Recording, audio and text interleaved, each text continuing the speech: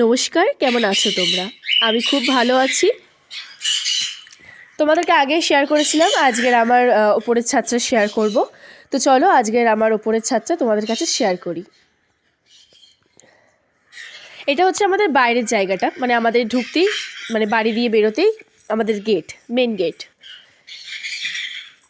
এটা হচ্ছে ঢুকতেই, আমাদের ঘরে ঢুকতেই যেই ঘরটা পড়ে সেই ঘরটা। এখানে দিদা আমি ঘুমাই। আমার দিদা বলতে আমার ঠাকমা হয়, আমি দিদা বলি। তো এটা হচ্ছে আমার ওপরে ঘর, যেখানে আমার বাবা মারা ঘুমায়। বলতে গেলে এটা আমারও ঘর।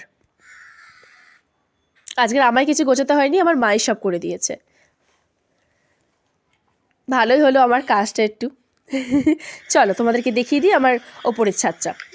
দেখো, এটা হচ্ছে আমাদের ছাদ ওপরের।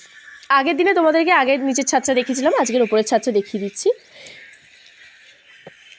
দেখো কি সুন্দর, ওপর থেকে অনেক কিছুই দেখা যায়। মাঝে মাঝে উঠি ছাদে, আমার তো খুবই ভালো লাগে। তো আজকে তোমাদের কিছু কথা বলবো, একটু শুনবে। তার আগে তোমাদেরকে আমার গাছ দেখিয়ে দিই। বলে না যে গাছের ডাঁটা হয়, সজনা গাছ না কি বলে একটা, যাই হোক। তো দেখো ওই গাছটা আমাদের আছে। আমাদের এটা 12 মাসের গাছ, সব সময় ফুল ডাঁটা হয়েই থাকে। দেখবে, দেখো কত সুন্দর ফুল হয়েছে। এই ফুল কিন্তু খেতেও অনেক ভালো লাগে, আর শরীরের পক্ষেও কিন্তু ভালো। দেখো এই একটা গাছ, আমাদের এরকম গাছ 5, 6টা, 7টা মতো আছে। তো তোমাদের কিছু কথা বলি। জীবনে বাঁচতে হলে নিজেকে শক্ত করে রাখতে হবে। অনেক ঝড়ঝাপটা নিজের জীবনে আসবে, তবে সেগুলোকে মানিয়ে গুছিয়ে নিয়ে চলতে হবে। হেরে গেলে চলবে না। যতদিন পারবে যুদ্ধ করবে, যুদ্ধ করলে তবেই তুমি সফলতা পাবে। দেখো, এটা হচ্ছে আমার ঘরের জানলা। এটা আটকানো আছে, তাই পুরোটা দেখাতে পারলাম না। দেখতে কিন্তু অনেকই ভালো লাগে। এটা জায়গাটা, ওখানে বসে বসে দেখতে অনেক কিছুই ভালো লাগে।